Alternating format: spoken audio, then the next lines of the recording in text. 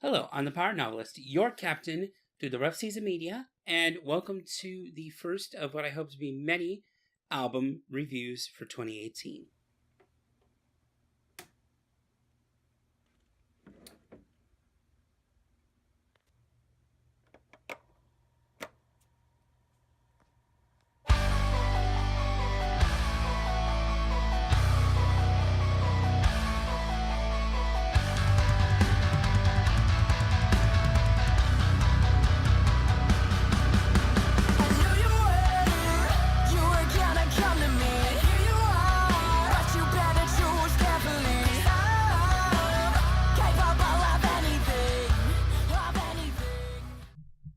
So, welcome to the first video review for 2018.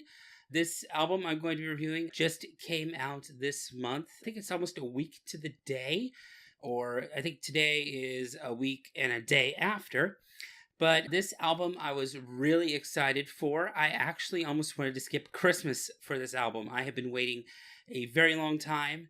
This is a follow-up. Particular band is one that I've talked about quite a bit here on the channel. And it's another band that I talked to death with all of my friends, almost to the point of it becoming like, oh, really, you're going to talk about them again? But I really absolutely dig this band. And the album in question is Underworld by the band Tonight Alive. This album is their fourth album, and it is the much anticipated follow-up to this album here, Limitless. And I've talked about Limitless before here on the channel, but I just wanted to show you that I actually have both here. The last album was Gatefold. This album is not. This album is different because this was on Sony Music and Fearless Records, and since then, Tonight Alive has signed to Hopeless Records, and I think that is probably the best thing that they could have done. This album, oh my gosh. Just to give you an early indication, it is absolutely fantastic. But we're going to get into the nitty-gritties of it in just a moment. This album features the following songs: Book of Love, Temple, Disappear, featuring Lynn Gunn of Paris. The Other, In My Dreams, For You, Crack My Heart, Just For Now, Burning On, Waiting for the End, Last Light, Looking for Heaven, and My Underworld, featuring Corey Taylor of both Stone Sour and Slipknot.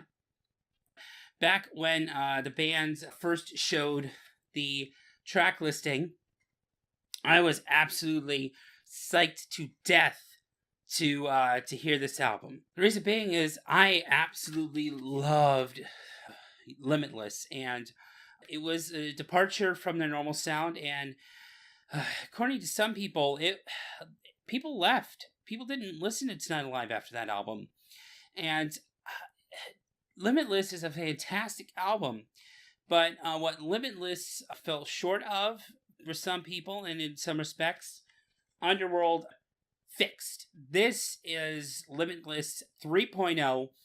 It is harkening back to their original sound, but it is evolving it in so many ways. This particular pressing that I happen to have is on a really awesome translucent gold vinyl. Now, the vinyl itself sounds fantastic. There is a little bit of surface noise, and there's a little bit of a clicking in the last two songs on the record, but for the most part, I've talked to Bull Moose, the people that I got this from, to see if I can get a replacement. But even if I can't, I'm still absolutely happy with this pressing. It's awesome. There is a mellow yellow pressing, there is a white and yellow pressing, and then there is a clear pressing floating around. But if anybody has watched my channel for any length of time and knows me, I don't have the best of luck with clear pressings, where it's absolutely clear. So I am happy with any color but clear, unless it's extenuating circumstances. The Epica album that I have is really good, but one of my favorite albums, just overall, Limitless, the one I just showed you, I call that my problem child pressing. I'm meaning to get a new pressing of it. I probably will eventually, but at least for now, I'm very happy with this. Came with a lyrical inner sheet. Actually, the record came in the sleeve, and all the lyrics are handwritten by Jenna. And I love the little touches. And I was, when I was first listening, like Book of Love, the other, I was just following along, and I could just hear what she was trying to accomplish. The whole band was trying to accomplish with this album. There is a little bit of a stipulation, though. Whack, as I'm going to call him. I butcher names so very, very badly, but one of the founding members left the band. I'm going to leave his name here in the video because I butcher names. He left the band. He's still ever present on this album, and it feels kind of like end of an era album. This is their fourth album, but that doesn't necessarily deter it in any way. Just overall, the mixing and everything about this album is absolutely fantastic. It met my expectations and more. So we're going to go over not song by song, but just highlights of the album. Side A goes from Book of Love up until Crack My Heart, which is number 7, and then it picks right up with Just For Now, and it moves all the way into My Underworld. So each side has a song featuring an artist, and this is the first time they've had featuring. I'll talk about the singles. Temple was something that completely blew me away, and I've recently come across some health issues with myself. I'm trying to be better for it, so I have a few challenges that I'm trying to do just for myself, health-wise and eating-wise, and it really felt that Temple spoke to me to a complete core of me. Jenna talks about her body being a temple, and the song talks about body being a temple, and why does it hurt? Why does it hurt like hell? And for me, if you've noticed, I'm actually itching right now. I have a problem with my skin, some things, and I'm going to be completely honest here. I don't know what's wrong, and I just think it's just my nerves and everything thinking, but I get patches of itchy skin, and it bothers me a little bit. So this song spoke to a part of me that I maybe have buried for a long while, or I, was just starting to notice something about that I kind of ignored. So that song spoke to a deep, deep level about myself. The next song that came out as a single was Crack My Heart. That is another fantastic song. And as I sit and I listen to this, these songs don't stick out to me. What I mean by that is usually when a single comes out for any artist that I happen to like, I buy it and I listen to it just constantly, and it becomes part of my motivation, part of who I am. And when the album finally comes out and I actually get to hear it in context, it detaches from the album for me. This is not the case when it comes to Underworld. This album is something different. It feels raw, it feels emotional, and it's something that I felt that Limitless didn't have. And that's not saying Limitless has any bad songs on it. It got me through a tough time, and that might be a hindrance a little bit later if I go back and listen to it, because I'm better for it now. And anyway, that song to me, along with Temple, are just as much a part of the album, and they're also singles, so I don't really detach. And the final single was Disappear featuring Lynn Gunn. Oh my gosh, when that actually came out, me and my friends who really liked Sound Life were flipping out because, Lynn and Jenna are friends, and they posted videos of them performing together, and it's been a hot minute since I've seen them live. It's been about, I would say, 6 or 7 years. I think it was 2011. It was my second Warped Tour that I actually got to see them. I got the What Are You So Scared Of acoustic, and that was the album that was out at the time. And now since then, we've had What Are You So Scared Of, the acoustic. We've also had a couple of EPs and singles come out, but mainly the studio albums are What Are You So Scared Of, The Other Side, Limitless, and Underworld. So we've had 2 albums come out, and I still haven't yet to see them. They're not coming anywhere close to me, but I'm definitely going to be keeping them on my radar. I definitely want to see them again, just to hear some of these fantastic songs live. So now what I'm going to do is I'm going to highlight 4 songs that I feel you should go out and take a listen to. And I tried to force myself not to choose any singles, but at the end of the day, if I feel a song is really good, I'm going to highlight it. It just so happens that the 4 songs that I highlighted, or I'm going to highlight, are not singles. Down the line, if I happen to highlight any singles, that just means it's really good. So these 4 are non-singles. You should definitely check out the opening track of Book of Love. It kind of sets the tone for what you are about to hear in the album. And this album I can listen to beginning to end and then listen to it over and over and over. I feel like I've almost worn out this pressing because I've listened to it at least 5 or 6 times in the last week on vinyl. I got the digital version on a CD and it's in my car, and I listen to that constantly as I'm going to and from work. So this has got a lot of listens, and that has not happened in a very long time. So Book of Love lets you know what you're in store for, and lets you know that this is something different and good different. The next song I'm going to highlight, or the second song I'm going to highlight on side A, is For You, and this is my friend Chris's favorite song off the album, and it is a damn good song. It's a kind of acoustic, kind of not. It's a little bit of a slower song to kind of get you in kind of a mood. So you ride the wave of Book of Love, Temple, Disappear, the other, and then In My Dreams, and then For You, and then it ramps right back up when you hit Crack My Heart. But it's just a very simple melodic song, and a lot of songs like that tend to be my favorites off any particular album. And this song is just fantastic. Like Book of Love, you hear the differences in what they were trying to do and what's different about this. Whack might have left the band, but at the same time, everybody is ever present. Oh, and I apologize for not giving you the names of the members. I'm going to consult my handy dandy limitless inner sheet because it's not here in the booklet. Tonight Alive, and I'm just going off of the main member names. And I know I should know this, but just for informational purposes, I'm actually reading it on camera.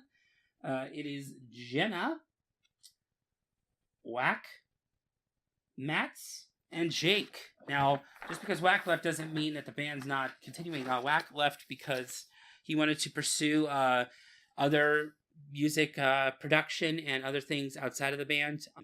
He's still ever present on this album that I feel. And even though he left, I know that the band is going to prosper. And we're going to hear a lot of good things in the future, especially because Tonight Alive took the chance on Hopeless Records, and Hopeless Records gave them a chance, and it is absolutely fantastic. If you listen to Jenna's interviews, she talks about how toxic a lot of the things Sony had done and how that is just not her.